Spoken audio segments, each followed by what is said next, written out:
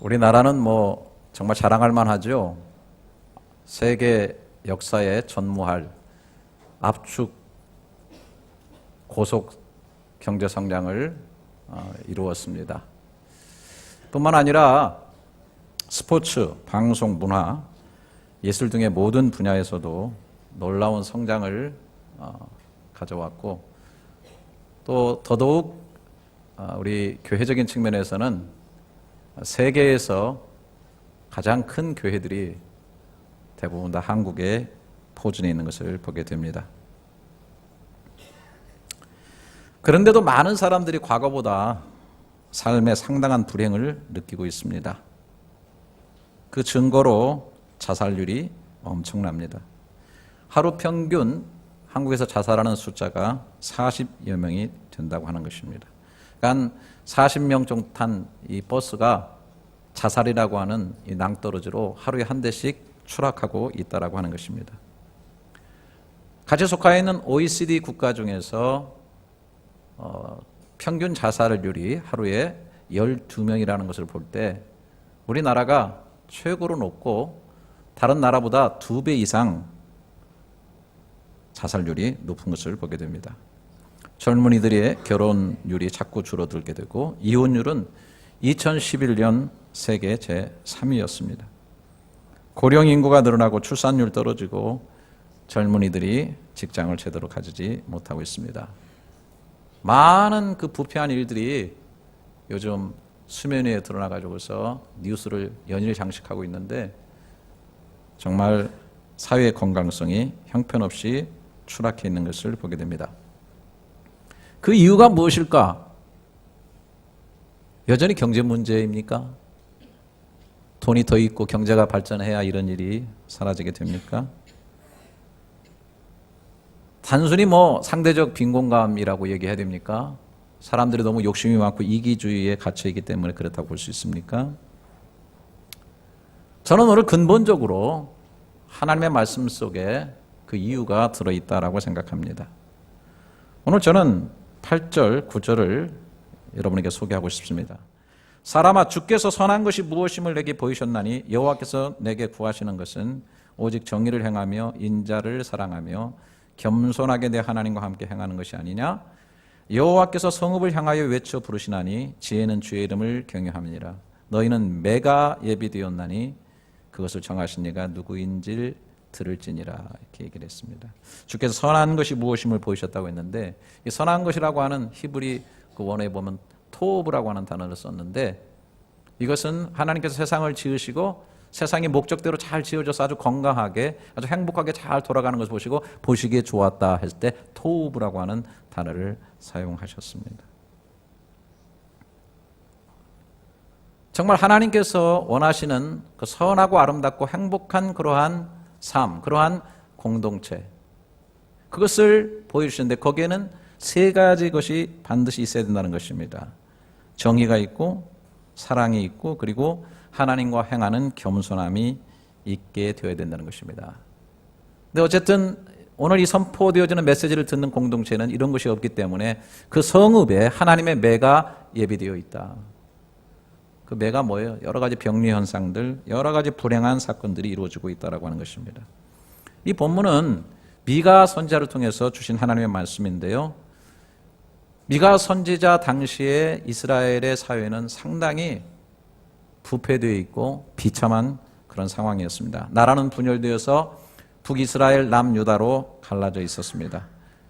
미가는 주로 남유다에서 예언 활동을 했는데 요담, 아하스 같은 그러한 악한 왕들이 통치하는 그런 시대를 살아가고 있었고 백성들은 우상에 빠져 있었고 사회는 극도로 부패해 있었습니다.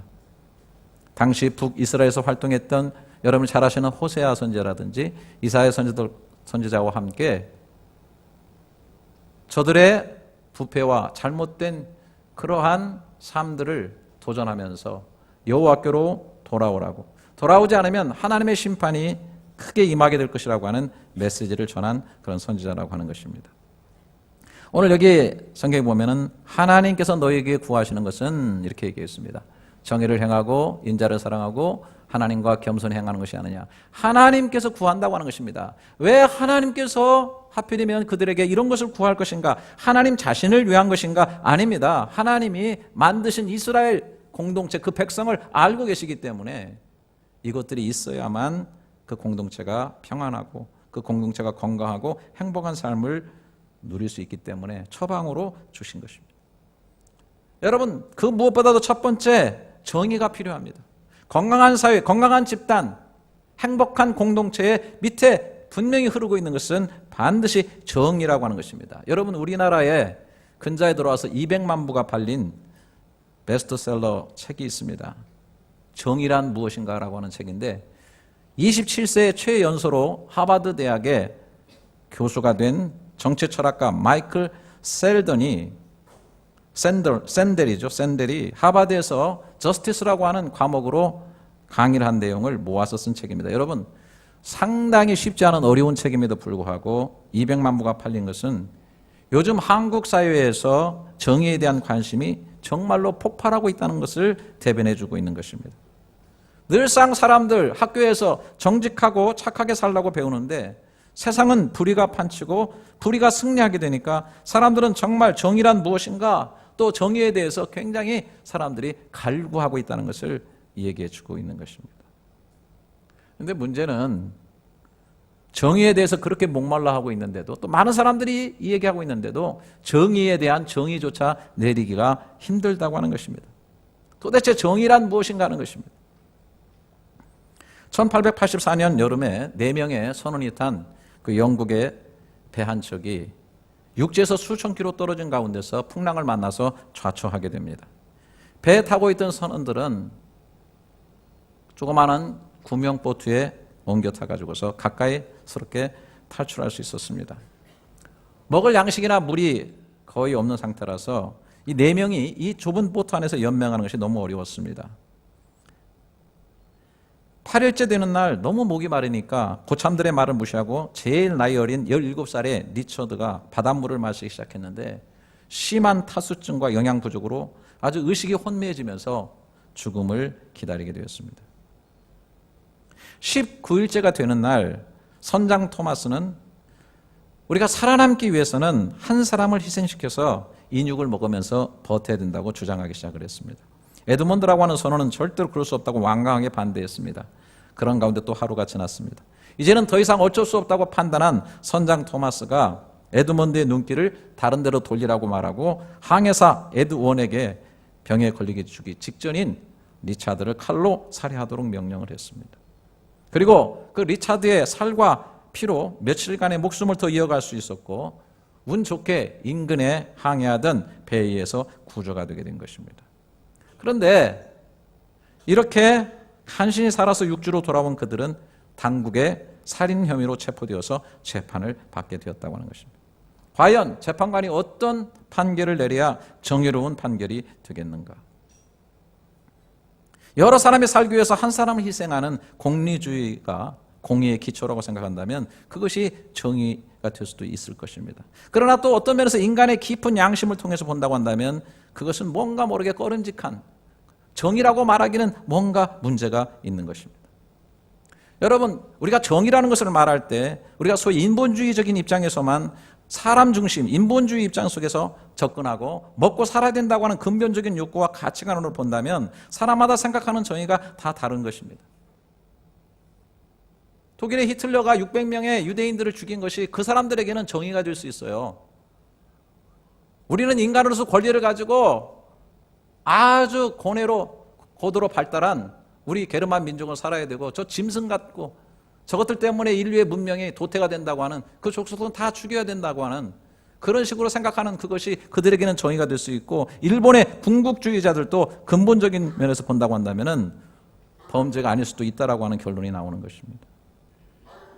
그래서 이 공의가 뭐냐라고 할 때 정말 중요한 것이 뭐냐면 기본적인 사람들이 공유하고 있는 그런 보편적 진리와 가치 체계가 밑에 뒷받침되어야 된다는 거예요. 그 보편적 진리와 그 가치에 의해서 그것을 공유하면서 그것을 가지고 같은 잣대로 평등을 누리면서 균형 있게 서로 분배하는 그런 누리는 삶을 살아야 그것이 말하는 정의라고 볼 수가 있겠는데, 문제는 뭐냐면 이 보편적인 진리가 있느냐, 이 보편적인 가치가 무엇이냐, 이런 것에 의해서 해석이 다 달라질 수 있다고 하는 것입니다. 그런 면에서 저는 정의라고 하는 것은 안에서 가질 수 없는 것이다. 인간을 만들고 인간이 어떤 존재인지를 알고 거기다 목적을 주신 절대자 하나님께서 우리의 삶이 이런 것이라고 하는, 이렇게 살아야 된다는 것을 규정해 주실 때, 규정되어지게 될 때 그 규범에 의해서 만들어져 가고 지켜져 가는 삶이, 그것이 바로 정의의 삶이 아닌가, 그렇게 생각합니다. 그래서 성경에서 말하는 정의는 하나님의 시각에서 보는 정의입니다.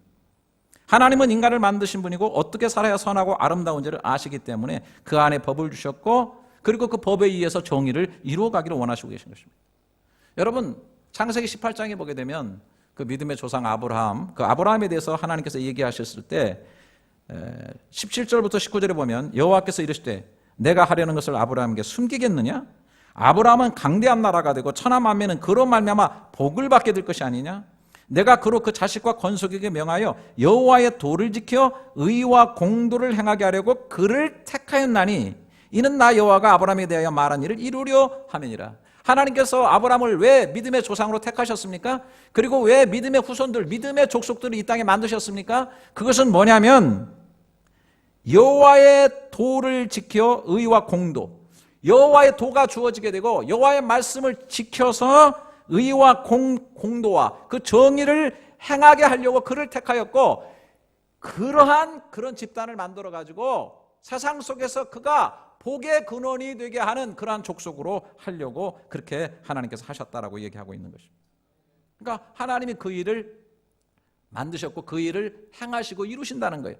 여러분, 이사야서 9장 7절에 보니까 그 정사와 평강의 더함이 무궁하며 또 다윗의 왕자와 그의 나라에 군림하여 그 나라를 굳게 세우고 지금 이후로 영원히 정의와 공의로 그것을 보존하실 것이라. 만군의 여호와의 열심히 이를 이루시리라. 하나님의 나라라는 게 뭡니까? 하나님 만들어 가실 게 뭡니까? 하나님의 도를 통해서, 하나님 말씀을 통해서 정의와 공의로 나라가 보존되어지고, 하나님의 열심이라는 것은 이것을 이루어 가시는 것이다 라고 얘기하고 있는 것입니다.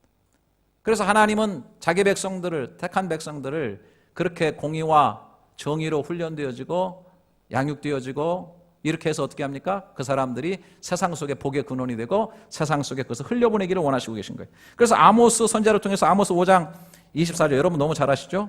오직 정의를 물같이 공의를 마르지 않는 강같이 흐르게 할지어다. 정의를 물같이 공의를 마르지 않는 강같이 세상 속에 흘려보내라. 공동체 속에, 우리 속한 공동체 사회 속에 흘려보내라고 말하고 있는 것입니다. 그런데 여러분, 오늘 한국교회의 가장 치명적인 문제가 무엇입니까? 우리들의 약점이 뭡니까? 바로 이 말씀대로 하지 않는 것입니다. 이 말씀이 우리 속에서 이루어지지 않는 것입니다. 하나님의 정의를, 하나님의 공의를 사회의 정의로 세상 속에 끌고 나가서 세상 속에 흘려보내는 일에 실패하고 있다라고 하는 것입니다. 요즘 한국에서 일어난 여러 가지 스캔들, 좋지 못한 사건에 참 마음 아프게도 교회 장로님들이 많이 연루되어 있는 것을 보게 됩니다. 지금 뉴스의 가장 혼란스러운 그런 뉴스 보도의 중심에 자살한 경남 기업의 성완종 씨가 계신데 회장님이시죠. 그분이 장로님입니다. 이번에 총리 사퇴하고 물러난 이완구 전 총리가 감리교회 권사님입니다. 더 심각한 것은 자살하는 것도 문제고 또 법에 저촉되는 정치자금과 뇌물을 준 것도 문제지만은 전혀 이런 것들을 죄로 보지 않고 있다고 하는, 그래서 나도 억울하고 너도 억울하다는 정의에 대한 불감증이 정말 무서울 정도입니다. 이거 정말 무지하게 심각한 겁니다. 방산 비리는 더욱 심각합니다. 나라의 국방을 담당하는 무기들을 구입하는 일에 부정과 사기가 있습니다. 그러다 보니 대포로 쏘는데 포가 갑자기 안 나가고 총알이 제대로 안 나가고 방탄복이 뚫리는 일이 벌어졌습니다. 돈을 얻기 위해서 안보를 파는 것이고 결국은 나라를 팔아먹는 매국노의 일을 한 것입니다. 최근 여기에 연루되어 구속된 분이 일광그룹의 이규태 회장님이신데 이분이 바로 교회의 장로님이십니다. 레스머에 따르면 심지어 교회에서 헌금으로 돈 세탁을 하고 교회의 비밀방까지 설치한 것으로 드러났습니다. 여러분, 방산 비리에 연루된 많은 고위층 장성들이, 독실한 그리스도인들이 많이 있습니다. 재밌게도 성환종 장로님 같은 분은 충청권에서도 소문날 정도로 교회에 충성스럽게 봉사하고 많은 어려운 학생들에게 장학금 내주고 어려운 사람들을 구제하고 돌본 일을 많이 했습니다. 그런데 뭐가 문제입니까? 저뿐만 아니라 이 자리에 계신 분들, 우리 한국의 경제 성장을 이루어야 된다고 성장에 모두 다 함몰됐고 세상 속에서 삶의 방식이라는 것이 있다 보니까 교회에 와서는 충성스럽게 하고 말씀을 듣고 교회 스타일로 다 하지만은 세상 속에 나가서는 기업하면서 장사하면서 세상 방식으로 당연히 해야 된다고 하는 일에 아주 찌들어 있다고 하는 사실입니다.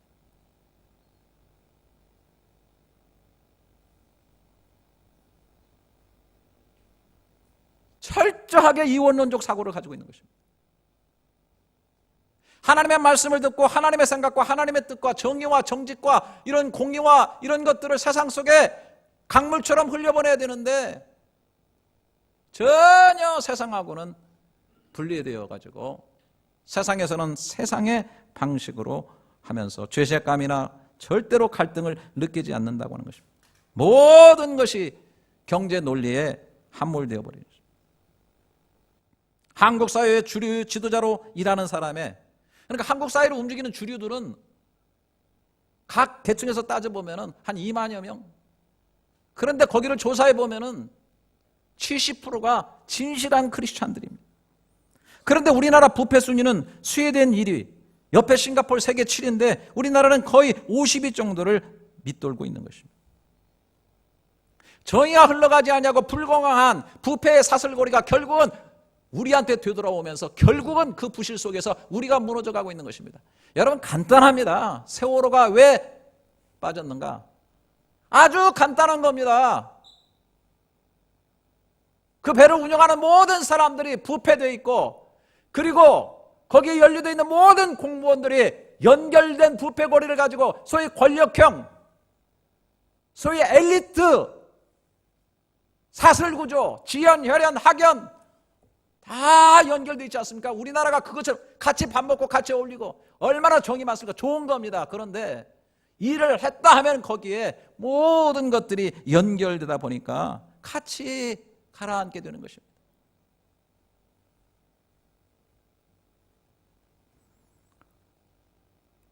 이렇게 말하는 저 자신도 불감증 환자입니다.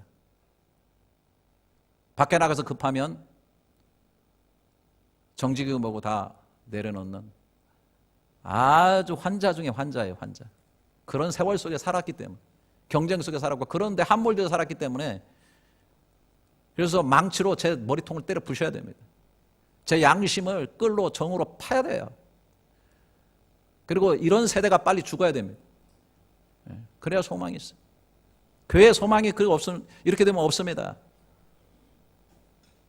지도자들이 다 썼고 교회 목사부터 썩었는데 무슨 교회가 갱신되고 세상에서 영향을 미치겠습니까? 만약에 우리 한국 교회가 그런 가운데서도 깨어 있어가지고 정말 교회 중직자들이 세상 속에 나가서 정직과 공의와 정의를 실천하는 일에 있어서 생명을 걸어가지고 그것 때문에 망한 사람들이 다수가 나오고 그것 때문에 죽은 사람들, 순교자들이 엄청 한국 사회에 깔렸다면 한국 사회가 이렇게 되질 않습니다.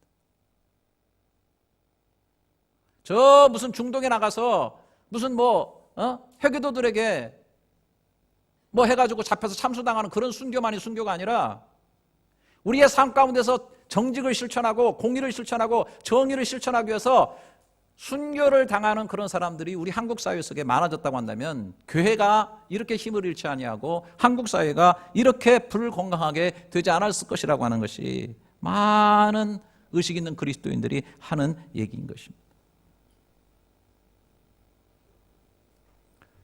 여러분, 교회가 더 심각할 수 있습니다. 왜냐하면 그렇게 공의와 정의를 세상 속에 흘려주기는커녕 세상 속에 있는 그러한 세상의 논리들이 교회 속에도 오히려 들어와서 교회를 점령하고 있습니다.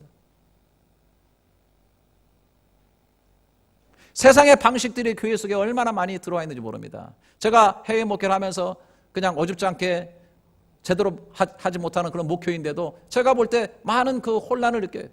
세상의 기업했던 방식, 장사했던 방식, 여러 가지 방식들의 사고를 교회 속에 가지고 들어와서 중직자들이 그런 사고로 판단하고 그런 사고로 모든 걸 결정하고 그런 식으로 끌고 가려고 하는 그런 의도들이 있을 수 있다라고 하는 것이죠. 그 교회가 깔아앉고 있는 것입니다. 남모르게 병들어가고 있는 것입니다.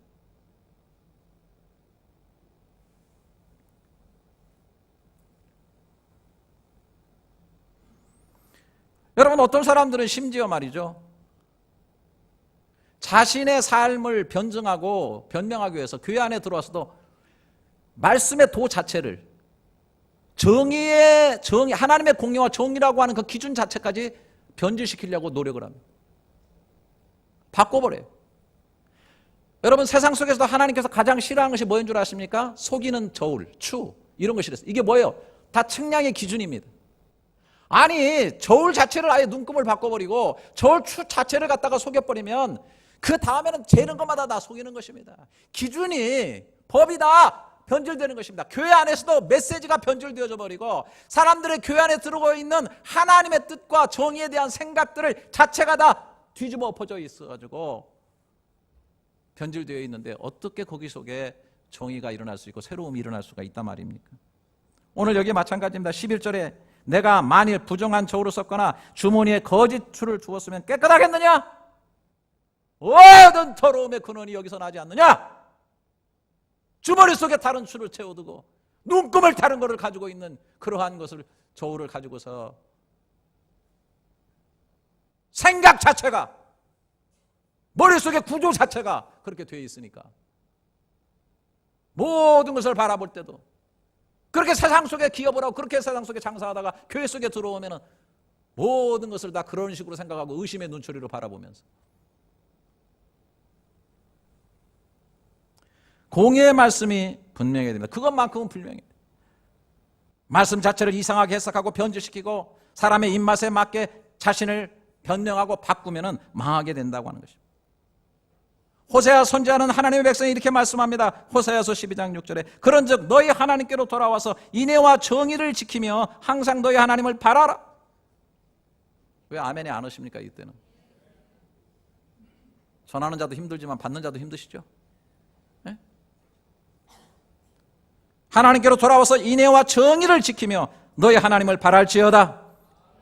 우리 주님께서도 말씀하셨어요. 마태복음 23장 23절에 화 있으신저 외식하는 서기관들과 바리새인들이여 너희가 박하와 회양과 근처와 11조는 들으되 율법에 더 중한 바 정의와 긍휼과 믿음은 버렸도다. 다 물질에 가 있어요. 박하, 회양, 근처 11조. 그런데 더 중요한 율법의 정의와 긍휼과 믿음은 버렸다. 첫 번째 나오는 게 정의 아닙니까? 이것도 해가고 저것도 버리지 말아야 된다. 정말 회복할 것이 정의라고 주님께서 말씀하고 있습니다. 여러분, 우리 진짜 고민 많이 하셔야 됩니다. 저를 비롯해서 우리 교회가 고민을 많이 할 수 있기를 바라고 기도 많이 할 수 있기를 바라요. 어떻게 하면은 정말 세상을 건강하게 하고 하나님의 토부, 이 선함, 이 행복한 것을 하나님께서 다 알고 계신데 이미 무엇인지 보이셨는데 그것을 훈련하고 정의를 훈련하고 정직을 훈련하고 이렇게 해서 우리 교회가 세상 속에까지, 교민사회 속에까지, 이 말레이시아의 나라에까지 정말 흘려줄 수 있는, 강물처럼 흘려줄 수 있는 그런 교회가 될 수 있게 해달라고, 우리들이 될 수 있게 해달라고 여러분 꼭 같이 기도할 수 있기를 주님의 이름으로 축원합니다. 그리고 나오는 것이 바로 긍휼이고 사랑인 것입니다. 다시 8절 사람아 주께서 선한 것이 무엇임을 내게 보이셨나니 여호와께서 내게 구하시는 것은 오직 정의를 행하며 인자를 사랑하며 라고 말하고 있는 것입니다. 여러분, 정의와 꼭 함께 가야 될 것은 사랑인 것을 반드시 잊지 마셔야 돼요. 사랑 없는 정의는 정의 없는 사랑보다 더 나쁘다고 하는 것입니다. 여러분, 뭐 길게 말하지 않고 금방 예를 들어보면 알 수 있어요. 부모가 자식을 양육할 때 그 부모 속에 들어있는 속성은 하나님의 속성이에요. 똑같아요. 이 정의라는 것과 법이라는 것과 이 사랑이라는 이 두 가지고 하잖아요. 무조건 오냐 내 새끼. 그냥 자식이라면 발발 떨고, 그냥 슈퍼 가가지고 먹고 싶다고 다른 물건 훔친 것도 얘 기죽이지 말라고 혼내지 말라고 그러면서 얘 감사하고 하나 돌고, 무슨 일만 있으면 학교 쳐들어가가지고 내 새끼 왜 기죽이냐고 이렇게 해가지고 자식 새끼 망치는 그런 부모들이 여기는 없기를 바랍니다. 정의 없이 법 없이 맹목. 그렇다고 날마다 잘못하면 아구통 돌리고, 날마다 그냥 체벌을 하고 막 때리고 엎어지고 쫓아내고, 이거 더 나쁘죠. 애 죽이는 겁니다. 반드시 정의가 있어야 됩니다. 법이 있어야 됩니다. 가르침이 있어야 됩니다. 교훈이 있어야 돼요. 그런데 거기에다가 조금 더 풍성하게 사랑을, 이렇게 해서 사람들을 변화시키는 겁니다. 건강한 가정이 이루어지고 건강한 사회가 만드는 모든 세상 속에는 다 이게 필요하기 때문에 하나님께서 우리에게 그것을 구하고 계시다고 하는 것입니다. 오늘 하나님께서 왜 이렇게 답답하셨는지 미가 선지자를 통해서 이스라엘 백성에게 말씀합니다. 여기 1절에 보면 너희는 여호와의 말씀을 들을지어다. 너는 일어나서 산을 향하여 변론하여 작은 산들이 내 목소리를 듣게 하라 하셨나니 너희 산들과 땅의 견고한 지대들아 너희는 여호와의 변론을 들으라. 여호와께서 자기 백성과 변론하시며 이스라엘과 변론하시다. 자, 여기 보세요. 이 재판정과 같은 건데 산과 들을, 이 자연 내추럴한 이런 모든 것들을 배심원으로 깔고 하나님께서 야 이스라엘아 너 정말 나와서 한번 나하고 재판 한번 해보자. 너하고 내가 한번 이 얘기를 좀 한번 해보자. 야 3절에 이르시기를 내 백성아 내가 무엇을 내게 행했어요? 무슨 일로 너를 괴롭게 하냐? 너는 내게 증언하라. 너 그렇게 괴롭고 그렇게 힘들어? 너 그래서 너 그렇게 부패하고 너 그렇게 힘들어서 너 변명하면서 너 그렇게 어긋장난 길을 가는 거야? 한번 얘기 한번 해보자. 그러면서 주님께서 말씀하니 4절에 내가 너를 애굽 땅에서 인도하여 내어 종로라는 집에 속량하였고 모세와 아론과 미리암을 내 앞에 보냈느니라. 400년 동안 애굽에서 종로로 살 때 내가 너를 끌어냈지 않아? 무조건적으로 사랑을 베풀어 너를 끌어냈지 않아? 너를 위해서 모세를 준비했고 너를 위해서 아론을 보냈고 미리암에 앞서 소고치며 홍해를 건넜지 않아? 다 내가 준비해서 그 일을 너에게 이루어줬지 않니? 5절에 말합니다. 내 백성아 너는 모압 왕 발락이 꾀한 것과 부올의 아들 발람이 그에게 대답한 것을 기억하며. 여러분 애굽의 모압 왕이 모압 왕 발락이 이 발람을 꾀해가지고 이스라엘을 선지자로서 저주하라고 얘기했는데 저주하려고 하니까 하나님께 그 혀를 꽉 붙잡아가지고 저주하려고 하는데 축복이 자꾸 나와요. 하나님의 백성을 선지자가 축복하도록 하나님께 그 혀를 잡아가지고 그 일을 하나님이 하셨다. 또 시팀에서부터 길갈까지의 일을 기억하라. 여러분 민수기 25장에 보니까 시팀에서 이스라엘 백성이요 광야 행전하다가 모압 아름다운 여인들을 보고서 간음하기 시작을 했어요. 그것만 했으면 좋은데 그 모압 여인들이 섬기는 우상을 영적인 간음까지 했어요. 하나님이 진노하셨어요. 그래서 연병을 보냈더니 2만 5천 명이 죽어 나가게 되는데 하나님의 심판이죠. 공의로운 심판입니다. 그런데 이스라엘 백성이 깨닫고 바로 하나님 앞에 회개하면서 그런 일들을 처치하고 나왔게 됐을 때 하나님께서 그들을 다시 용서하시고 회복시키시고 그렇게 종로로 타면서 종의 굴레를 벗어버리지 못하고 광야에서 늘 원망하고 불평한 이스라엘 백성을 군대도 하나 없는 이스라엘 백성을 요단강을 갈라가지고서 가나안까지 갖다 놓게 되면서 그 모든 수치와 그 모든 아픔들이 다 물러가게 함으로 인해서 여호수아가 길갈에서 돌들을 취해가지고 기념비를 삼으면서 하나님께서 우리의 모든 수치를 굴러가게 했다. 그렇게 고백했던 길갈까지 내가 너에게 이렇게 행한 이 일이 너희들한테 공의롭지 않으냐? 거기에는 정말 정의가 있었고 거기에는 정말 너희들을 향한 보살핌과 사랑이 있었지 않느냐?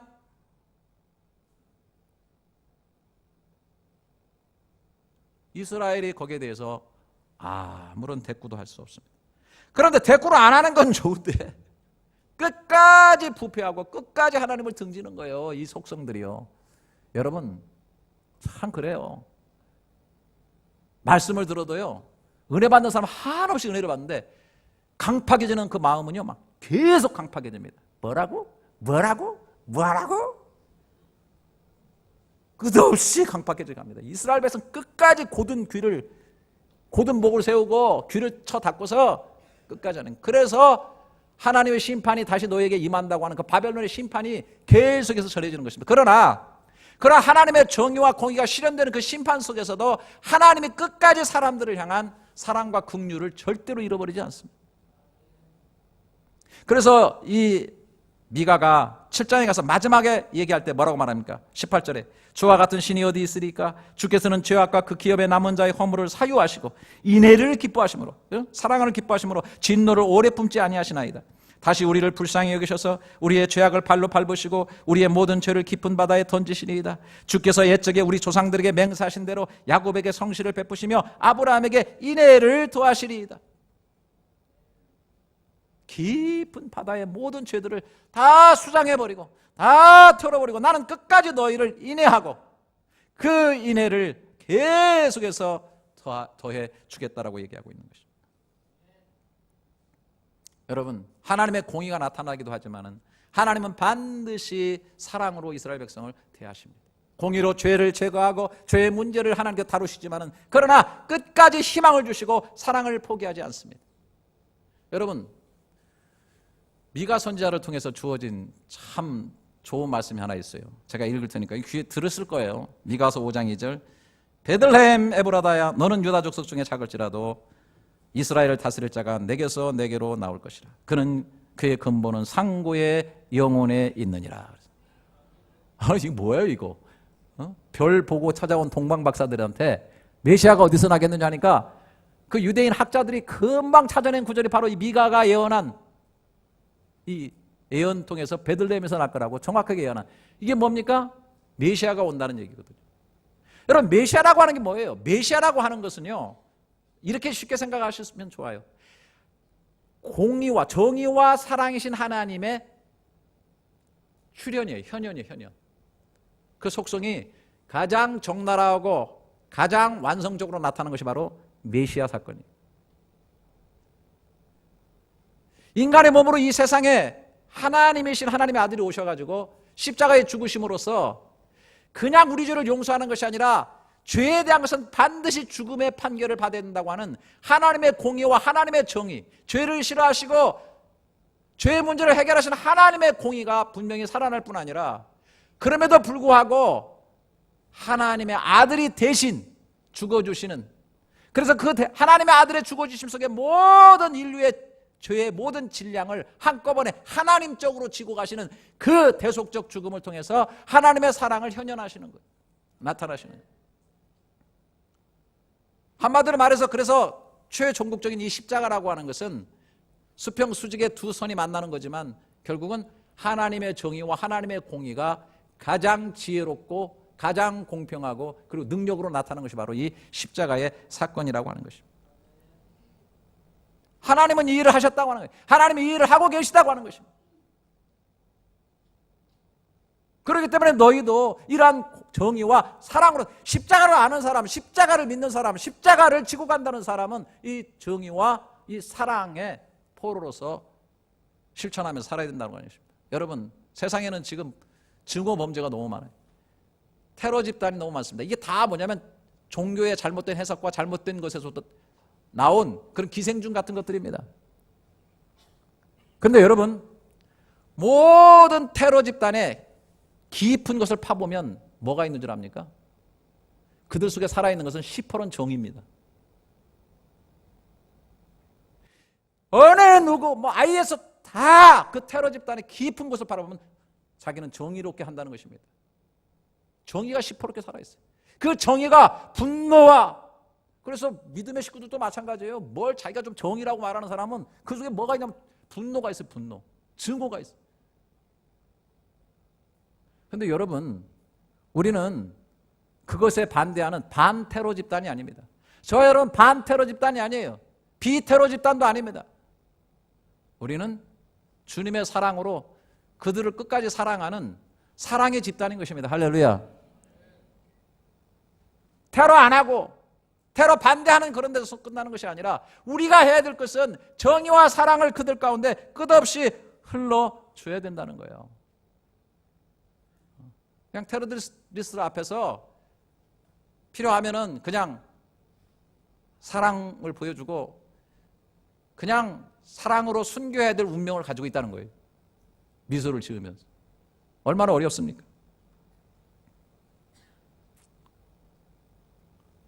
조금 더 얘기하고 싶습니다. 미가가 이러한 이스라엘 상황과 모든 것을 보면서 그가 혼잣말처럼 하고 있는 그런 내용이 나옵니다. 6절부터 쭉 나오는데 7절 가면은 이렇게 있어요. 여호와께서 천천의 순양이나 만만의 강물 같은 기름을 기뻐하실까? 내 허물을 위하여 내 맏아들을, 내 영혼의 죄로 말미암아 내 몸의 열매를 드릴까? 이게 무슨 말이에요? 지금 미가 선지자가 이스라엘 백성 하는 짓 행태를 보면서 속으로 하나님께 얘기하고 있는 겁니다. 이스라엘 백성이 정의는 행하지 않고 사랑을 행하지 않으면서 부패하고 완전히 타락한 가운데 제사만 드리러 나와가지고 내가 송아지를 잡아서 제사를 드려야 되겠나? 그것들 모자라니까 천천에 순양의 피와 기름을 강물처럼 흘리게 해서 하나님은 만족해 할까? 그것도 뭐가 마음에 찜찜하면은 내 맏아들을 잡아가지고 생명을 쳐서 맏아들을 번제로 태워가지고 드리면 하나님 기뻐하실까? 아니면 내 몸의 열매를 드릴까? 나 몸의 열매가 뭔지 해석 못하겠어요. 그런데 모르겠어요. 자기 몸에서 난 다른 자식들을 말하는 건지, 지 몸에 뭐 팔을 잘라서 할 건지, 발을 잘라서 드릴 건지 모르겠지만 너무너무 하나님을 향해서 무슨 보상적인 거 뭐를 드려야만 하나님이 기뻐하실까라고 얘기하고 있는 것입니다. 여러분, 이것의 문제는 뭡니까? 물론 하나님께서 양도 바치고 제사도 말씀하신 것이 사실이에요. 그런데 이 모든 것은 그 핵심이 있어요. 뭐예요? 하나님의 정의와 하나님의 사랑이 숨쉬고 있는 것이 제사입니다. 죄는 하나님이 싫어하신다. 죄를 하나님이 원치 않는다. 죄에 대해서는 죽음의 대가를 내린다. 이게 하나님의 철저한 하나님의 정의예요. 그럼에도 불구하고 내가 죽어야 되는데 내가 키운 그 사랑스러운 양을 하나님께 드림으로 저가 내 대신 죽어주는 그 길을 하나님께서 열어주셔서 나를 용서하시고 받아주신다고 하는 하나님의 사랑이 숨쉬고 있는 것이 바로 제사입니다. 그런데 이런 정의와 사랑은 안 한 곳이 없고 세상 속에서는 부패하고 타락한 일을 다 행하면서 내가 양만 가서 제사를 드리고 천천의 양을 드리고 그것도 모자라니까 내 자식의 목을 쳐가지고 하나님께 드린다고 한들 하나님이 기뻐하실까라고 하는 질문을 던지고 있는 것입니다. 오늘 우리 성도들은 깊이 생각을 해야 됩니다. 예배를 하나님이 기뻐하십니다. 그러나 예배만 드리면 모든 것이 끝난다. 복음의 어느 한쪽을 갖다가 다 상실해버리고 있는 것입니다. 예배라고 하는 것은 철저하게 십자가 위에 철저하게 서 있는 것입니다. 할렐루야. 하나님의 정의와 하나님의 사랑 위에 철저히 서 있는 거예요. 이걸 잃어버리면은 아무리 무슨 뭘 잘 드려가지고 하나님을 만족시키고 내 아들을 갖다 제사로 잡아 드린다 할지라도 하나님 기뻐하실까라고 의문을 던지고 있는 것입니다.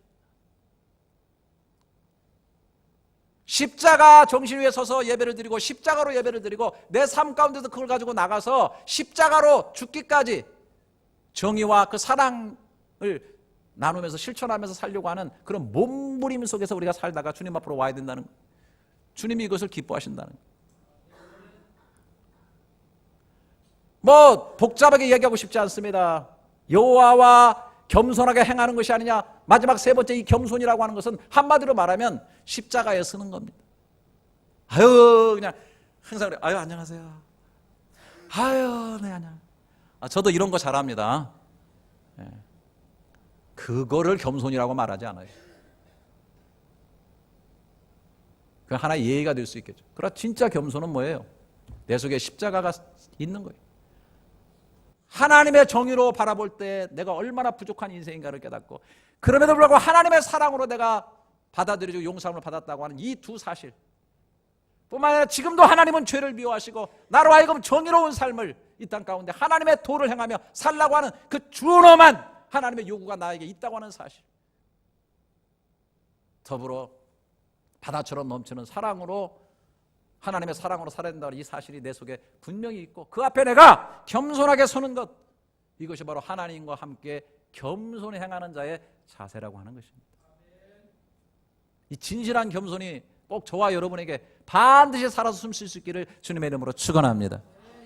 오늘 메시지는 좀 무겁습니다. 하지만 여러분, 의사가 진단할 때 정확하게 진단해야 됩니다. 오차없이 진단해야 됩니다. 냉정하게 진단해야 됩니다. 그 진단이 정확하게 되어질 때 거기에 처방이 되어지고 회복과 건강의 역사가 일어나는 것입니다. 우리 사회를, 우리 세상을, 우리 나라를, 우리 공동체를 정확하게 이 눈으로 봐야 됩니다. 하나님의 도를 적용한 정의가 살아있는가? 그거보다 더 큰 하나님의 사랑이 숨쉬고 있는가?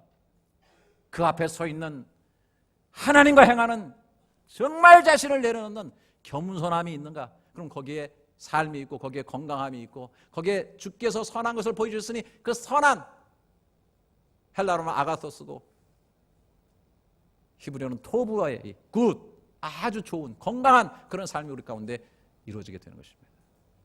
여러분, 이것을 위해서 기도하시고 이런 삶이 앞으로 우리 가운데 이루어나가는 그런 역사가 있도록 믿음을 가지고 나갈 수 있는 저와 여러분이 될 수 있기를 주님의 이름으로 축원합니다. 기도하겠습니다.